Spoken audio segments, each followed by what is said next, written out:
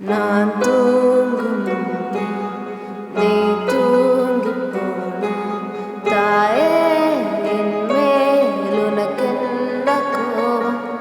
கண்ணான கண்ணே என் தெய்வ பெண்ணே, கண்ணில் தூசி நீயூத வேண்டும். ஐயோ ஏன் இந்த சாபம்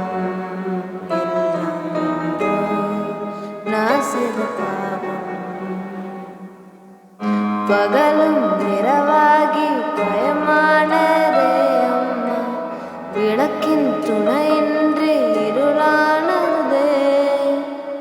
உயிரின் ஒரு பாதி பறிபோனதே அம்மா, தனிமை நிலையானதே.